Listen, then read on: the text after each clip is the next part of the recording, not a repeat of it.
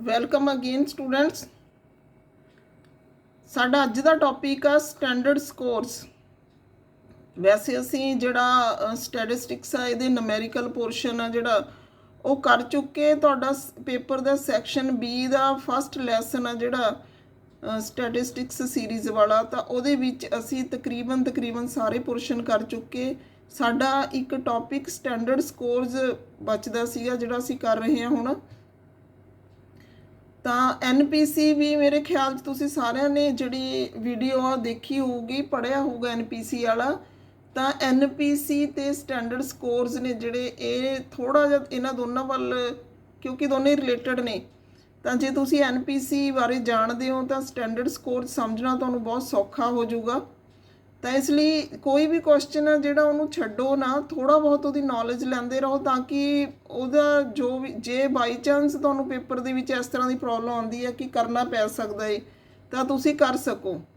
ਤਾਂ standard score ਸ਼ੁਰੂ ਕਰਦੇ ਹਾਂ। ਕੀ ਹੁੰਦੇ ਨੇ ਸਟੈਂਡਰਡ ਸਕੋਰਸ? ਸਟੈਟਿਸਟਿਕਸ ਦੇ ਵਿੱਚ ਅੰਕੜਾ ਵਿਗਿਆਨ ਜਿਹਨੂੰ ਕਹਿੰਦੇ ਆ, ਉਹਦੇ ਵਿੱਚ ਸਟੈਂਡਰਡ ਸਕੋਰ ਨੇ ਜਿਹੜੇ ਉਹ ਮਿਆਰੀ ਸਕੋਰ ਜਾਂ ਔਸਤ ਇਕਾਈਆਂ ਵਿੱਚ ਕੱਚੇ ਸਕੋਰ ਤੋਂ ਦੂਰੀ ਨੂੰ ਦਰਸਾਉਂਦਾ ਹੈ। ਕੱਚੇ ਸਕੋਰ ਤੋਂ ਅਸੀਂ ਜਿਹੜੇ ਸਕੋਰ ਬਣਾ ਲੈਂਦੇ ਆ ਜਾਂ ਅਸੀਂ ਫਾਈਨਲ ਕਰ ਲੈਂਦੇ ਆ, ਸਟੈਂਡਰਡ ਦੇ ਸਕੋਰ ਬਣਾ ਲੈਂਦੇ ਆ।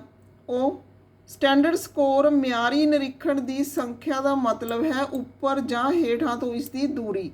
ਜਿਵੇਂ ਅਸੀਂ ਇੱਕ ਲਾਈਨ ਵਾਈਜ਼, ਅਸੀਂ ਸੀਰੀਅਲ ਵਾਈਜ਼ ਜਿਹੜੇ ਨੰਬਰ ਨੇ ਉਹ ਅਸੀਂ ਲਿਖ ਲਏ ਬੱਚਿਆਂ ਦੇ, ਨੰਬਰ 1 2 3 4 ਇਸ ਤਰ੍ਹਾਂ ਕਰਕੇ।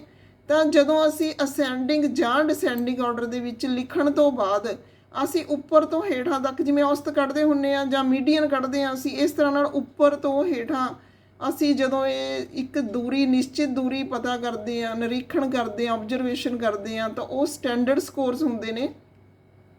ਸਟੈਂਡਰਡ ਸਕੋਰ ਇੱਕ ਨਿਰੀਖਣ ਨੂੰ ਔਸਤ ਤੋਂ ਉੱਪਰ ਦਰਸਾਉਂਦਾ ਹੈ, ਤੇ ਇੱਕ ਜਿਹੜਾ ਸਕਾਰਾਤਮਕ ਸਟੈਂਡਰਡ ਸਕੋਰ ਆ, ਉਹ ਪੋਜ਼ਿਟਿਵ ਸਟੈਂਡਰਡ ਸਕੋਰ ਆ, ਉਹ ਜਿਹੜਾ ਹੈ ਔਸਤ ਤੋਂ ਉੱਪਰ ਦਰਸਾਉਂਦਾ ਹੈ ਆਬਜ਼ਰਵੇਸ਼ਨ ਨੂੰ।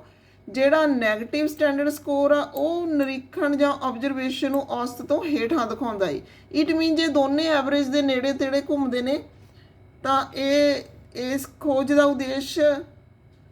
ਉਦੇਸ਼ ਲਈ ਜੋ ਖੋਜ ਦਾ ਉਦੇਸ਼ ਮੀਨਜ਼ ਰਿਸਰਚ ਵਰਕ ਆ ਜਿਹੜਾ, ਉਹਦੇ ਲਈ ਖੋਜਕਰਤਾ ਨੇ ਜਿਹੜੇ ਇੱਕ ਵੰਡ ਦੇ ਅੰਦਰਲੇ ਵਿਅਕਤੀਗਤ ਸਕੋਰਾਂ ਦਾ ਵਰਣਨ ਕਰਨ ਵਿੱਚ ਦਿਲਚਸਪੀ ਰੱਖਦੇ ਨੇ। ਇੱਕ ਵਿਤਰਣ ਦੇ ਵਿਕਾਸ ਦੀ ਅਜਿਹੀ ਕਿਰਿਆ ਸਕੋਰ ਦੀ ਵੰਡ ਦੇ ਅਰਥ ਮਾਨਕ ਦੇ ਗਿਆਨ ਨਾਲ ਸੰਭਵ ਹੈ। ਜੇ ਹੁਣ ਅਸੀਂ ਸਕੋਰਾਂ ਦੀ ਵੰਡ ਕਰਨੀ ਆ ਤਾਂ ਸਭ ਤੋਂ ਪਹਿਲਾਂ ਸਾਨੂੰ ਉਹਨਾਂ ਦੀ ਵੰਡ ਦੇ ਅਰਥ ਸਮਝਣੇ ਪੈਣਗੇ ਕਿ ਕਿਹੜੀਆਂ ਜਗ੍ਹਾ 'ਤੇ ਅਸੀਂ ਜਿਹੜਾ ਇਹ ਵਿਤਰਣ ਕਰ ਸਕਦੇ ਹਾਂ। ਔਸਤ ਅਤੇ ਸਟੈਂਡਰਡ ਸਕੋਰ ਦੀ ਵਰਤੋਂ ਨਾਲ ਰਿਸਰਚਰ ਨੇ ਜਿਹੜੇ ਰਿਸਰਚ ਵਰਕ ਕਰਦੇ ਨੇ ਉਹ ਆਪਣੇ ਆਪ ਨੂੰ ਇੱਕ ਸਟੈਂਡਰਡ ਸਕੋਰ ਤਿਆਰ ਕਰਨ ਦੇ ਸਮਰੱਥ ਕਰਦੇ ਨੇ। ਤਾਂ ਇਹ ਨੌਲੇਜ ਦਿੰਦੇ ਨੇ, ਸਟੈਂਡਰਡ ਸਕੋਰਸ ਦਾ ਜਿਹੜਾ ਵੀ ਟੌਪਿਕ ਆ ਇਹ ਨੌਲੇਜ ਦਿੰਦਾ ਏ ਰਿਸਰਚਰ ਨੂੰ ਕਿ ਉਹ ਆਪਣੇ ਜਿਹੜੇ ਸਟੈਂਡਰਡ ਸਕੋਰ ਨੇ ਉਹ ਕਿਵੇਂ ਤਿਆਰ ਕਰ ਸਕਦੇ ਨੇ। ਤਾਂ ਇਹ ਜਦੋਂ ਸਧਾਰਨੀਕਰਨ ਕਰਦੇ ਹਾਂ ਅਸੀਂ ਰਾਮ ਡਾਟਾ ਦਾ, ਜਾਂ ਜਿਵੇਂ ਵੀ ਅਸੀਂ ਕਿਸੇ ਫਾਰਮੂਲੇ ਤਹਿਤ ਇਹਨਾਂ ਨੂੰ ਸਿੰਪਲ ਮੈਥਡ ਨਾਲ ਅਸੀਂ ਓਬਜ਼ਰਵ ਕਰਦੇ ਹਾਂ, ਤਾਂ ਉਸ ਨੂੰ ਜ਼ੈਡ ਸਕੋਰ ਕਿਹਾ ਜਾਂਦਾ ਹੈ। ਇਸ ਲਈ ਖੋਜਕਰਤਾ ਦੋ ਵੱਖਰੇ ਵੇਰੀਏਬਲ ਦੀ ਵੰਡ ਵਿੱਚ ਵਿਅਕਤੀਗਤ ਸਕੋਰਾਂ ਦੀ ਤੁਲਨਾ ਕਰਨ ਦੇ ਯੋਗ ਹੋ ਜਾਂਦੇ ਨੇ। ਕੰਪੈਰੇਟਿਵ ਸਟੱਡੀ ਹੁੰਦੀ ਆ, ਇੱਕ ਬੱਚੇ ਦੇ ਇੰਨੇ ਨੰਬਰ, ਦੂਸਰੇ ਦੇ ਇੰਨੇ ਨੰਬਰ, ਵਿਸ਼ਾ ਇੱਕੋ ਹੀ ਹੁੰਦਾ, ਤਾਂ ਕੰਪੈਰੀਜ਼ਨ ਅਸੀਂ ਕਰ ਸਕਦੇ ਹਾਂ ਜ਼ੈਡ ਸਕੋਰ ਦੀ ਮਦਦ ਨਾਲ ਕਿ ਕਿਹੜੇ ਬੱਚੇ ਦੀ ਤੁਲਨਾ ਦੇ ਵਿੱਚ ਮੈਥ 'ਚੋਂ, ਇੰਗਲਿਸ਼ 'ਚੋਂ, ਸਾਇੰਸ 'ਚੋਂ, ਗਣਿਤ 'ਚੋਂ ਜਿਹੜਾ ਅੰਕ ਨੇ ਵੱਧ ਲਏ ਨੇ। ਇਹ ਇਸ ਤਰ੍ਹਾਂ ਦੀ ਕਿਰਿਆ ਹੈ ਜਿਹਦੇ ਅੰਡਰ ਸਟੈਂਡਰਡ ਸਕੋਰ ਨੂੰ ਜ਼ੈਡ ਵੈਲਿਊਜ਼, ਜ਼ੈਡ ਸਕੋਰ, ਸਧਾਰਨ ਸਕੋਰ ਤੇ ਸਟੈਂਡਰਡ ਵੇਰੀਏਬਲ ਵੀ ਕਿਹਾ ਜਾਂਦਾ ਹੈ। ਤਾਂ ਇਸ ਨੂੰ ਇਹ ਚੀਜ਼ਾਂ ਵੀ ਕਿਹਾ ਜਾਂਦਾ ਹੈ। ਤਾਂ ਅੱਗੇ ਅਸੀਂ ਦੇਖਦੇ ਹਾਂ ਜ਼ੈਡ ਸਕੋਰ ਕੀ ਹੁੰਦੇ ਨੇ। What is Z score? Z score ਜਿਹੜੇ ਹੁੰਦੇ ਨੇ ਬਹੁਤ ਇੰਪੋਰਟੈਂਟ ਟੌਪਿਕ ਆ ਤੁਹਾਡਾ, ਲੌਂਗ ਨਹੀਂ ਕਰ ਸਕਦੇ, ਕਮ ਸੇ ਕਮ ਸ਼ਾਰਟ ਲਈ ਜ਼ਰੂਰ ਤਿਆਰ ਕਰੋ। ਜ਼ੈਡ ਸਕੋਰਸ ਕੀ ਹੁੰਦੇ ਨੇ? ਜ਼ੈਡ ਸਕੋਰ ਇੱਕ ਕੱਚੇ ਸਕੋਰ ਨੂੰ ਇੱਕ ਸਟੈਂਡਰਡ ਸਕੋਰ ਵਿੱਚ ਬਦਲਣ ਦਾ ਸਰਲ ਤਰੀਕਾ ਹੈ। ਸਾਡੇ ਕੋਲ ਰਾ ਡਾਟਾ ਹੈ, ਸਟੈਂਡਰਡਾਈਜ਼ ਕਰਨ ਦਾ ਇੱਕ ਸਰਲ ਤਰੀਕਾ ਹੈ ਉਸ ਨੂੰ।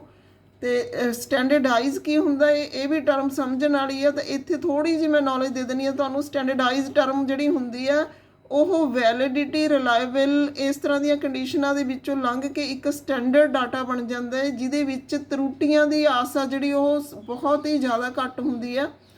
ਤਾਂ ਜਿਹੜੇ ਕੱਚੇ ਸਕੋਰ ਹੁੰਦੇ ਨੇ ਉਹਨਾਂ ਦੇ ਵਿੱਚ ਤਰੁੱਟੀਆਂ ਦੀ ਆਸ ਆ ਜਿਹੜੀ ਉਹ ਵੱਧ ਹੁੰਦੀ ਆ। ਇਸ ਪ੍ਰਕਿਰਿਆ ਵਿੱਚ ਟੈਸਟ ਦੀ ਕਾਰਗੁਜ਼ਾਰੀ ਸਿੱਧੇ ਤੌਰ ਤੇ ਪ੍ਰਗਟਾਈ ਜਾਂਦੀ ਹੈ। ਤਾਂ ਸਟੈਂਡਰਡ ਸਕੋਰ ਨੂੰ ਜਿਹੜਾ ਕੱਚੇ ਸਕੋਰ ਨੂੰ ਸਟੈਂਡਰਡ ਸਕੋਰ 'ਚ ਬਦਲਣ ਦੇ ਤਰੀਕੇ ਨੂੰ ਜ਼ੈਡ ਸਕੋਰ ਬੋਲਿਆ ਜਾਂਦਾ ਹੈ। ਤਾਂ ਇਸ ਜ਼ੈਡ ਸਕੋਰ ਦੇ ਵਿੱਚ ਟੈਸਟ ਦੀ ਕਾਰਗੁਜ਼ਾਰੀ ਹੈ ਜਿਹੜੀ ਪਰਫਾਰਮੈਂਸ ਆ ਉਹ ਸਿੱਧੇ ਤੌਰ ਤੇ ਦੱਸੀ ਜਾਂਦੀ ਹੈ।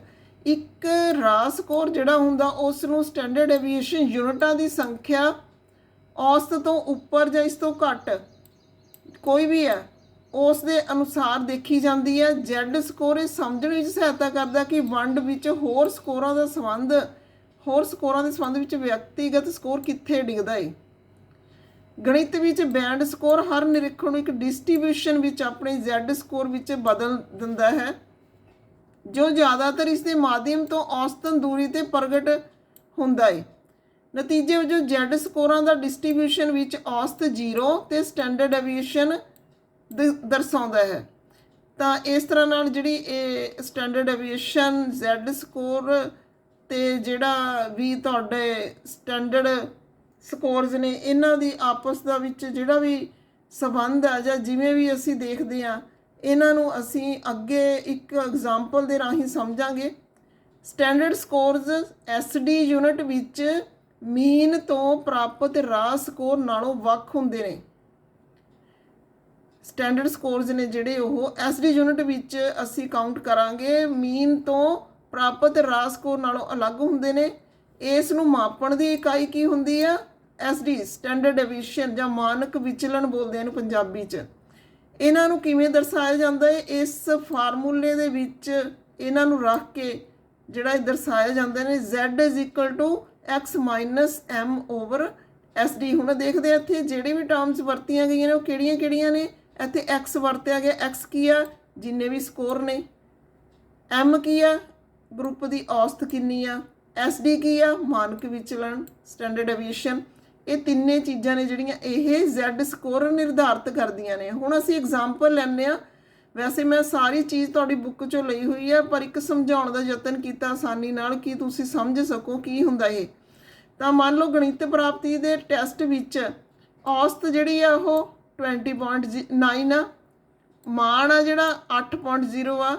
ਜਿਸ ਨੇ 25 ਅੰਕ ਪ੍ਰਾਪਤ ਕੀਤੇ ਹਨ ਉਹ ਇਸ ਵਿਚਕਾਰ ਆਉਂਦਾ ਹੈ। ਮਤਲਬ ਇਹ ਆ ਕਿ ਜਿਹੜਾ ਸਕੋਰ ਆ ਉਹ ਕਿੰਨਾ ਹੈ ਸਾਡੇ ਕੋਲ 25। ਜਿਹੜਾ ਮੀਨ ਆ ਉਹ ਹੈਗਾ 20.9 ਤੇ ਜਿਹੜਾ SD ਆ ਉਹ 8 ਆ। ਇੱਥੇ ਇਹ ਦਰਸਾਇਆ ਗਿਆ ਹੈ।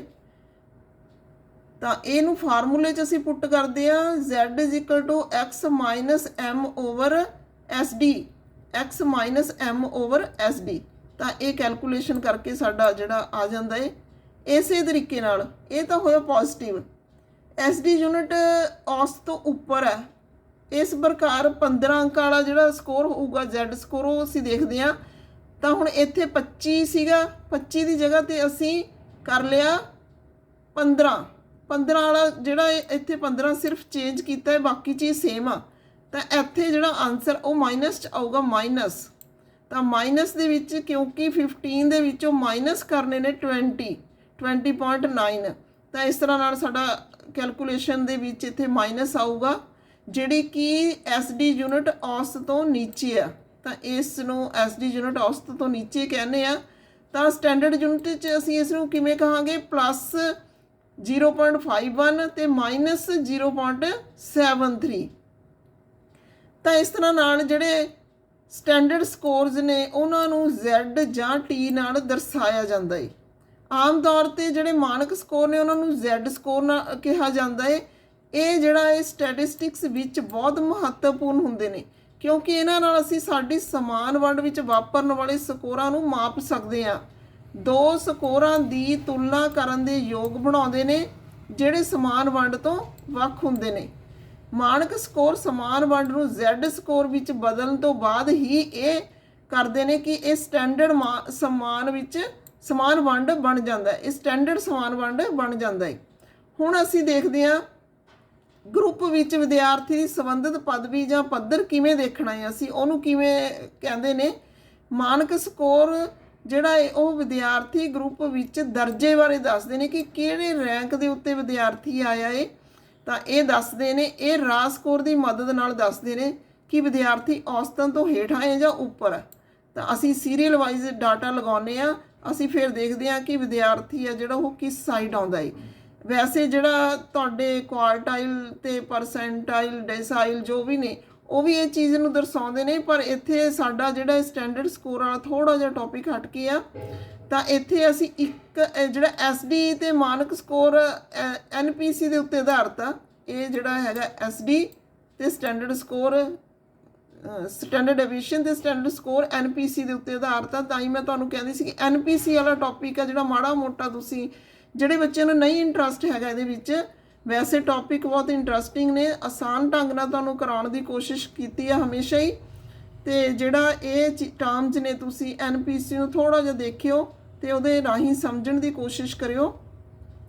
ਅੱਗੇ Z ਸਕੋਰ ਨੇ ਜਿਹੜੇ ਇਹ ਅਸੀਂ ਆਮ ਤੌਰ 'ਤੇ ਕਹਿੰਦੇ ਕਿ ਰਾਜ ਸਕੋਰ ਨੂੰ ਮਾਨਕ ਸਕੋਰ ਵਿੱਚ ਬਦਲਣ ਦਾ ਤਰੀਕਾ ਹੈ। ਇਸ ਪ੍ਰਕਿਰਿਆ ਵਿੱਚ ਟੈਸਟ ਕਿਰਿਆ ਸਿੱਧੇ ਪਦ ਦੇ ਤੌਰ ਤੇ ਦਰਸਾਇਆ ਜਾਂਦਾ ਤੇ ਰਾਜ ਸਕੋਰ ਔਸਤ ਤੋਂ ਉੱਪਰ ਹੈ ਜਾਂ ਨੀਚੇ ਇਹ ਦੇਖਣਾ ਹੁੰਦਾ ਹੈ। ਜੇ ਹੁਣ ਅਸੀਂ ਉਦਾਹਰਨ ਦੇਖੀਏ ਤਾਂ ਮੇਰੇ ਖਿਆਲ 'ਚ ਤੁਹਾਨੂੰ ਬੜੀ ਚੰਗੀ ਤਰ੍ਹਾਂ ਸਮਝ ਆਏਗਾ। ਰਾਮ ਨੇ ਸਾਇੰਸ ਦੇ ਇਮਤਿਹਾਨ ਵਿੱਚ 60 ਅੰਕ ਪ੍ਰਾਪਤ ਕੀਤੇ, ਅੰਗਰੇਜ਼ੀ ਦੇ ਇਮਤਿਹਾਨ ਵਿੱਚ 65, ਸਾਇੰਸ ਦੇ ਵਿੱਚ 60, ਅੰਗਰੇਜ਼ੀ ਦੇ ਵਿੱਚ 65। ਦੋਨਾਂ ਦਾ ਅਸੀਂ ਕੰਪੈਰੀਜ਼ਨ ਕਰਦੇ ਹਾਂ। ਸਾਇੰਸ ਦਾ ਔਸਤ M ਜਿਹੜਾ ਇਹ ਮੀਨ ਜਿਹੜਾ ਹੈਗਾ ਇਹ 50 ਆ, SD ਆ ਸਟੈਂਡਰਡ ਡਿਵੀਜ਼ਨ ਜਿਹੜਾ ਉਹ 6 ਆ। ਤਾਂ ਸਾਡੇ ਕੋਲ ਸਾਇੰਸ ਦਾ ਡਾਟਾ ਇਕੱਠਾ ਹੋ ਗਿਆ। ਇਸੇ ਤਰ੍ਹਾਂ ਇੰਗਲਿਸ਼ ਦਾ ਜਿਹੜਾ ਇਮਤਿਹਾਨ ਆ ਉਹਦੇ ਵਿੱਚ ਵੀ ਔਸਤ ਤੇ ਸਟੈਂਡਰਡ ਡਿਵੀਜ਼ਨ ਦਿੱਤਾ ਹੋਇਆ। ਤਾਂ ਇੱਥੇ ਕੁਐਸਚਨ ਪੁੱਛਿਆ ਗਿਆ ਕਿ ਰਾਮ ਨੇ ਕਿਸ ਇਮਤਿਹਾਨ ਵਿੱਚ ਵਧੀਆ ਪ੍ਰਦਰਸ਼ਨ ਕੀਤਾ। ਇਸ ਤਰ੍ਹਾਂ ਦਾ ਕੁਐਸਚਨ ਤੁਹਾਨੂੰ ਸ਼ਾਰਟ ਨੋਟ ਦੇ ਵਿੱਚ ਆ ਜਾਂਦਾ ਹੁੰਦਾ, ਪਿਛਲੇ ਸਾਲ ਦੇ ਵਿੱਚ ਕਿਸੇ ਸਾਲ ਦੇ ਵਿੱਚ ਆਇਆ ਹੋਇਆ ਇਹ। ਤਾਂ Z ਸਕੋਰ ਦੀ ਕੈਲਕੂਲੇਸ਼ਨ ਕਰਨੀ ਹੈ ਬਹੁਤ ਈਜ਼ੀ ਆ, ਤੁਹਾਨੂੰ ਇੱਕ ਫਾਰਮੂਲਾ ਬਹੁਤ ਈਜ਼ੀ ਆ, ਤੁਸੀਂ ਆਸਾਨੀ ਨਾਲ ਕੱਢ ਸਕਦੇ ਹੋ, ਥੋੜ੍ਹਾ ਮਾਈਂਡ ਦੇ ਵਿੱਚ ਰੱਖਣ ਦੀ ਗੱਲ ਆ। ਤਾਂ ਇੱਥੇ ਅਸੀਂ ਸਾਇੰਸ ਦਾ Z ਸਕੋਰ ਕੱਢਾਂਗੇ ਪਹਿਲਾਂ, ਕਿਉਂਕਿ ਸਾਨੂੰ ਤਿੰਨੇ ਟਰਮਸ ਸਾਡੀਆਂ ਰਿਕੁਆਇਰਡ ਟਰਮਸ ਨੇ ਜਿਹੜੀਆਂ ਦਿੱਤੀਆਂ ਹੋਈਆਂ ਨੇ। ਤਾਂ ਇੱਥੇ ਅਸੀਂ 60 ਤੋਂ -50 ਕਰਕੇ 6 ਤੇ ਡਿਵਾਈਡ ਕਰਾਂਗੇ ਤਾਂ ਸਾਡੇ ਕੋਲ 1.67 ਆ ਜਾਏਗਾ। ਇਸੇ ਤਰ੍ਹਾਂ Z ਸਕੋਰ ਇੰਗਲਿਸ਼ ਦਾ ਅਸੀਂ ਦੇਖਾਂਗੇ ਤਾਂ ਇੱਥੇ ਇੰਗਲਿਸ਼ ਦੇ ਅੰਕ, ਔਸਤ ਅੰਕ ਤੇ ਸਟੈਂਡਰਡ ਡਿਵੀਜ਼ਨ ਇਹਨਾਂ ਦੀ ਡਿਵੀਜ਼ਨ ਕਰਕੇ ਸਾਡੇ ਕੋਲ ਜਿਹੜਾ ਇਹ ਸਕੋਰ ਆ ਉਹ 0.6 ਆ ਜਾਏਗਾ। ਤਾਂ ਇਹਨਾਂ ਦੇ ਵਿੱਚ ਕੰਪੈਰੀਜ਼ਨ ਕਰਦੇ ਹਾਂ ਅਸੀਂ ਵਿਆਖਿਆ ਕਰਕੇ, ਇੰਟਰਪ੍ਰੀਟੇਸ਼ਨ ਕਿਵੇਂ ਕਰਨੀ ਆ।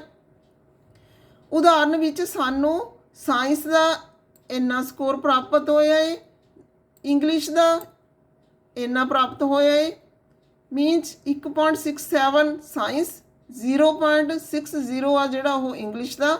ਇਸ ਦੀ ਵੈਲਿਊ ਆ ਜਿਹੜੀ ਅਪੈਂਡਿਕਸ ਟੇਬਲ ਵਿੱਚ ਦੇਖਦੇ ਆ ਤਾਂ 1.67 ਦੀ ਕੀਮਤ 4525 ਆ, 60 ਦੀ ਕੀਮਤ 2257 ਹੈ।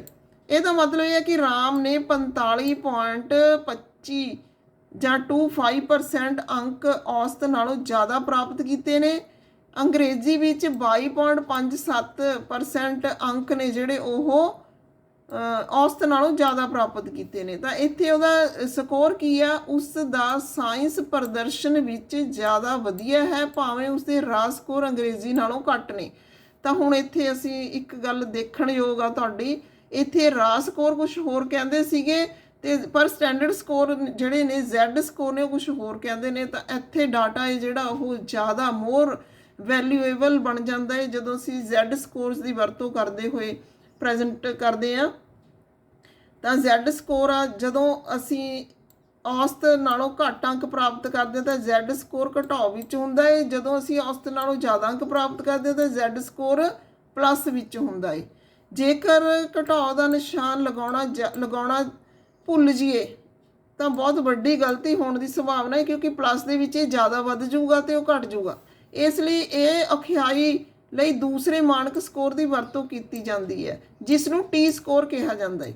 ਤਾਂ ਇਹ ਅਲੱਗ ਤੋਂ ਟੌਪਿਕ ਆ ਤੁਹਾਡਾ T score. Short note, Z score ਅਲੱਗ ਤੋਂ ਆ, ਸਟੈਂਡਰਡ ਸਕੋਰ ਅਲੱਗ ਤੋਂ। ਇਸ ਨਾਲ 3 ਤਰੀਕਿਆਂ ਨਾਲ ਇਸ ਦੇ ਵਿੱਚ, ਇਸ ਲੌਂਗ ਕੁਐਸਚਨ ਦੇ ਵਿੱਚ ਸ਼ਾਰਟ ਨੋਟ ਨੇ, ਪਰ ਇਹ ਸਾਰਾ ਹੀ ਇੱਕ ਸਟੈਂਡਰਡ ਸਕੋਰਸ ਕੀ ਹੁੰਦੇ ਨੇ, ਕੀ ਕਿਸਮਾਂ ਨੇ, ਤਾਂ ਇਹਨਾਂ ਨੂੰ ਡਿਟੇਲ ਦੇ ਵਿੱਚ ਦੱਸੋ।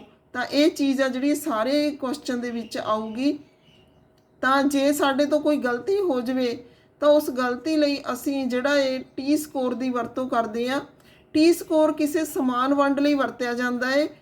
50 ਅਤੇ ਸਟੈਂਡਰਡ ਸਕੋਰ 10 ਹੈ। ਇੱਥੇ ਅਸੀਂ ਕਹਾਂਗੇ ਟੀ ਸਕੋਰ ਨੂੰ ਜਿਹੜਾ ਜ਼ੈਡ ਆ, ਟੀ ਸਕੋਰ ਨੂੰ ਹੇਠ ਲਿਖੇ ਫਾਰਮੂਲੇ ਨਾਲ ਦਰਸਾਇਆ ਜਾਂਦਾ ਹੈ। T score is equal to 50 + 10 Z, ਇਹ ਫਾਰਮੂਲਾ ਹੈ। ਤਾਂ ਜਦੋਂ ਸਾਨੂੰ ਜ਼ੈਡ ਦੀ ਕੀਮਤ, ਜ਼ੈਡ ਦਿੱਤਾ ਹੋਇਆ ਹੋਊਗਾ, ਉਹਦੇ ਨਾਲ 10 ਲਗਾਉਣਾ ਫਾਰਮੂਲੇ ਦੇ ਅਕੋਰਡਿੰਗ। ਅਤੇ ਇਸ ਤੋਂ ਇਲਾਵਾ ਸਟੈਂਡਰਡ ਸਕੋਰ ਮੀਨਸ ਦਿੱਤੇ ਹੋਏ ਹੋਣਗੇ ਜ਼ੈਡ, ਅਤੇ ਜਿਹੜੇ ਇਸ ਉਦਾਹਰਨ ਦੇ ਵਿੱਚ ਜ਼ੈਡ ਸਕੋਰ 165 ਹੈ, ਅੰਗਰੇਜ਼ੀ ਐਮ ਜਿਹੜਾ ਇਹ 50 ਹੈ। ਅਤੇ ਇਸ ਤਰ੍ਹਾਂ ਟੀ ਸਕੋਰ ਵਿੱਚ ਬਦਲਦੇ ਹਾਂ ਅਸੀਂ 50 + x 10 × 6 1.67, ਤਾਂ ਇੰਨਾ ਆ ਗਿਆ 66.7। ਟੀ ਸਕੋਰ ਇੰਗਲਿਸ਼ ਦਾ ਬਦਲਦੇ ਹਾਂ ਅਸੀਂ, ਤਾਂ ਇਹ 56 ਆ ਗਿਆ। ਤਾਂ ਇੱਥੇ ਜਿਹੜੀ ਗੁੰਜਾਇਸ਼ ਆ ਉਹ ਹੋਰ ਵੀ ਕਲੀਅਰ ਹੋ ਜਾਂਦੀ ਆ ਕਿ ਸਾਇੰਸ ਸਬਜੈਕਟ ਆ ਜਿਹੜਾ ਉਸਨੇ ਸਾਇੰਸ ਦੇ ਵਿੱਚੋਂ ਜ਼ਿਆਦਾ ਅੰਕ ਪ੍ਰਾਪਤ ਕੀਤੇ ਨੇ। ਤਾਂ ਇਸ ਤਰ੍ਹਾਂ ਨਾਲ ਇਹ ਸਾਫ਼ ਆ ਕਿ ਸਾਇੰਸ ਦੀ ਜਿਹੜੀ ਕਾਰਗੁਜ਼ਾਰੀ ਆ ਉਹ ਅੰਗਰੇਜ਼ੀ ਨਾਲੋਂ ਠੀਕ ਆ। ਤਾਂ ਇਹ ਸੀਗੇ ਟੀ ਸਕੋਰ, ਜਿਨ੍ਹਾਂ ਨੂੰ ਅਸੀਂ ਬਦਲਦੇ ਹਾਂ। ਜ਼ੈਡ ਸਕੋਰ ਬਹੁਤ ਜ਼ਿਆਦਾ ਜਿਹੜੇ ਨੇ ਰਿਲਾਇਬਲ ਨੇ, ਭਰੋਸੇਯੋਗ ਨੇ। ਜੇ ਕਿਤੇ ਉਹਦੇ 'ਚ ਵੀ ਥੋੜ੍ਹੀ ਬਹੁਤ ਉਹ ਹੁੰਦੀ ਆ, ਲੱਗਦੀ ਆ ਕਮੀ, ਤਾਂ ਟੀ ਸਕੋਰ ਨੇ ਜਿਹੜੇ ਉਹ ਵੀ ਇਸ ਤਰ੍ਹਾਂ ਨਾਲ ਹੀ ਭਰੋਸੇਯੋਗ ਨੇ। ਇਹਨਾਂ ਨਾਲ ਵੀ ਅਸੀਂ ਕਰਕੇ ਦੇਖ ਸਕਦੇ ਹਾਂ। ਤਾਂ ਇਹ ਸੀਗੀਆਂ ਟੀਚਿੰਗ ਲਾਈਨ ਦੇ ਵਿੱਚ ਮੁਲਾਂਕਣ ਦੇ ਵਿੱਚ ਸੰਬੰਧਿਤ ਜਿਹੜੀਆਂ ਟਰਮਸ ਨੇ, ਸਟੈਂਡਰਡ ਸਕੋਰ, ਜ਼ੈਡ ਸਕੋਰਸ। ਇਹਨਾਂ ਦੇ ਵਿੱਚ ਆਮ ਤੌਰ 'ਤੇ ਤੁਸੀਂ ਜੇ ਸਟੈਟਿਸਟਿਕਸ ਨਾਲ ਸੰਬੰਧਿਤ ਅੱਗੇ ਜਿਹੜਾ ਪੜ੍ਹਾਈ ਕਰਨੀ ਹੈ ਤਾਂ ਤੁਹਾਨੂੰ ਇਹ ਟਰਮਸ ਦੀ ਲੋੜ ਆ। ਨਹੀਂ, ਤੁਸੀਂ ਇੰਨਾ ਅੰਡਰਸਟੈਂਡ ਕਰਨਾ ਕਿ ਇਵੈਲੂਏਸ਼ਨ ਦੇ ਵਿੱਚ ਅਸੀਂ ਇਹ ਡਾਟਾ ਹੈ ਜਿਹੜਾ ਉਹ ਕਿਸ ਤਰ੍ਹਾਂ ਪ੍ਰਯੋਗ ਕਰਦੇ ਹਾਂ। ਟੀ ਸਕੋਰਸ ਦਾ ਨਤੀਜਾ ਹੈ ਜਿਹੜਾ ਹਮੇਸ਼ਾ ਧਨਾਤਮਕ ਹੁੰਦਾ ਹੈ, ਇਹ ਪੋਜ਼ਿਟਿਵ ਹੁੰਦਾ ਹੈ, ਹਮੇਸ਼ਾ ਨੈਗੇਟਿਵ ਨਹੀਂ ਹੁੰਦਾ। ਇਸ ਦੀ ਵਿਆਖਿਆ ਕਰਨੀ ਸੌਖੀ ਹੁੰਦੀ ਹੈ। ਤਾਂ ਇਹ ਸੀਗੇ ਸਾਡੇ ਸਕੋਰ। ਇੱਕ ਹੋਰ ਤੀਸਰੇ ਨੰਬਰ ਦਾ ਸਟੇਨਾਈਨ ਸਕੋਰ ਆ, ਕਿਉਂਕਿ ਸਾਡੇ ਕੋਲ ਇਹ ਜ਼ਿਆਦਾ ਇੰਪੋਰਟੈਂਟ ਨੇ ਜ਼ੈਡ ਸਕੋਰ ਅਤੇ ਟੀ ਸਕੋਰਸ। ਸਟੇਨਾਈਨ ਸਕੋਰ ਆ ਜਿਹੜਾ ਉਹ 3rd ਨੰਬਰ 'ਤੇ ਸਟੈਂਡਰਡ ਸਕੋਰਸ ਦਾ ਇੱਕ ਟਾਈਪ ਆ। ਤਾਂ ਇਸ ਤਰ੍ਹਾਂ ਨਾਲ ਸਕੋਰਸ ਦੀ ਵਰਤੋਂ ਆ ਜਿਹੜੀ, ਉਹਨੂੰ ਤੁਸੀਂ ਕਿਸੇ ਵੀ ਬੁੱਕ 'ਚ ਮਿਲਦਾ ਹੈ, ਤੁਸੀਂ ਦੇਖ ਸਕਦੇ ਹੋ। ਸਟੇਨਾਈਨ ਸਕੋਰ ਆ ਜਿਹੜਾ, ਜੇ ਮੈਨੂੰ ਟਾਈਮ ਲੱਗਿਆ ਤਾਂ ਮੈਂ ਉਹਦਾ ਅਲੱਗ ਤੋਂ ਟੌਪਿਕ ਕਰਵਾ ਦੂੰਗੀ ਤੁਹਾਨੂੰ। ਤਾਂ ਯੂਜ਼ਿਸ ਆਫ ਸਟੈਂਡਰਡ ਸਕੋਰਸ, ਇਹਨਾਂ ਦੀ ਵਰਤੋਂ ਕਿੱਥੇ ਕਿੱਥੇ ਹੁੰਦੀ ਆ। ਕੀਮਤ ਦੀ ਹਰ ਰੇਂਜ ਉੱਪਰ ਮਾਨਕ ਸਕੋਰ ਦਾ ਅਰਥ ਉਹੀ ਰਹਿੰਦਾ ਹੈ। ਵਰਤੋਂ ਦਾ ਮਤਲਬ ਇਸ ਦੇ ਲਾਭ। ਤਾਂ ਕੀਮਤ ਦੀ ਹਰ ਰੇਂਜ ਉੱਪਰ ਜਿਹੜਾ ਮਾਨਕ ਸਕੋਰ ਉਨਾ ਹੀ ਰਹਿੰਦਾ ਹੈ। 2 ਜਾਂ 2 ਤੋਂ ਵੱਧ ਟੈਸਟਾਂ ਦੇ ਸਕੋਰਾਂ ਦੀ ਤੁਲਨਾ ਕਰਨ ਵਿੱਚ ਇਹ ਮਦਦ ਕਰਦੇ ਨੇ। ਮਾਨਕ ਸਕੋਰ ਨੇ ਜਿਹੜੇ ਸਾਨੂੰ ਉਸ ਸਮੇਂ ਰਸਤਾ ਦਿਖਾਉਂਦੇ ਨੇ ਜਦੋਂ ਸਾਡੀ ਸਮੱਸਿਆ ਦਾ ਹੱਲ ਕਰਦੇ ਨੇ, ਜਦੋਂ ਸਾਨੂੰ ਲੱਗਦਾ ਕਿ ਇੱਕ ਗਰੁੱਪ ਪੂਰਨ ਹੈ, ਇਸ ਵਿੱਚੋਂ ਉੱਪਰਲੇ ਜਾਂ ਹੇਠਲੇ ਪੱਧਰ ਤੋਂ ਕੁਝ ਹਟਾਇਆ ਨਹੀਂ ਜਾ ਸਕਦਾ। ਤਾਂ ਇੱਥੇ ਸਾਡੀ ਹੈਲਪ ਹੁੰਦੀ ਹੈ ਇਹਨਾਂ ਨਾਲ। ਮਾਨਕ ਸਕੋਰ ਨੇ ਜਿਹੜੇ ਟੈਸਟ ਸਕੋਰਾਂ ਨੂੰ ਅਲੱਗ-ਅਲੱਗ ਸਕੇਲਾਂ ਉੱਪਰ ਦਰਸਾਉਂਦੇ ਨੇ, ਇਸ ਲਈ ਇਹਨਾਂ ਨੂੰ ਸਾਂਖਿਅਕ ਕੇਸ ਲਈ ਵਰਤਿਆ ਜਾਂਦਾ ਹੈ। ਸਮਾਨ ਯੂਨਿਟ 'ਚ ਹੁੰਦੇ ਨੇ ਇਹ।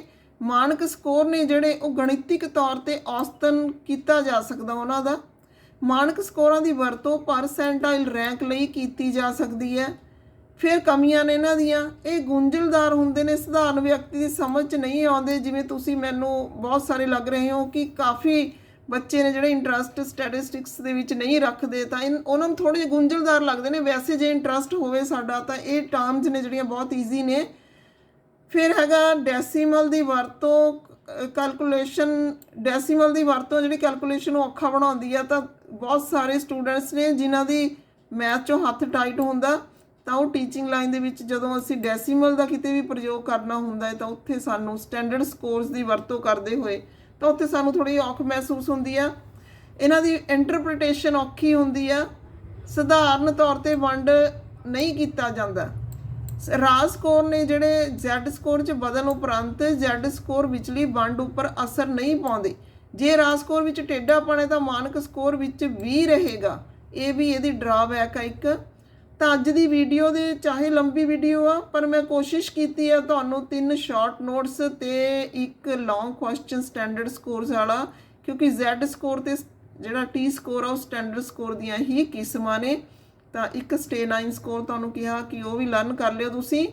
ਤੇ ਜਿਹੜਾ ਇੰਗਲਿਸ਼ ਦਾ PDF ਆ ਕਹੋ ਤਾਂ ਮੈਂ ਇੰਗਲਿਸ਼ ਦਾ PDF ਤੁਹਾਨੂੰ ਕਮੈਂਟ ਕਰਕੇ ਤੁਸੀਂ ਮੈਨੂੰ ਕਹੋ ਤਾਂ ਮੈਂ ਤੁਹਾਨੂੰ ਸੈਂਡ ਕਰ ਦੂੰਗੀ। ਤਾਂ ਇੰਗਲਿਸ਼ ਮੀਡੀਅਮ ਵਾਲੇ ਬੱਚੇ ਵੀ ਇਹ ਸਾਰੀ ਚੀਜ਼ ਨੂੰ ਇੰਗਲਿਸ਼ ਦੇ ਵਿੱਚ ਲਿਖ ਸਕਦੇ ਨੇ। ਤਾਂ ਸਮਝਣਾ ਤੁਸੀਂ ਪੰਜਾਬੀ ਮੀਡੀਅਮ 'ਚ।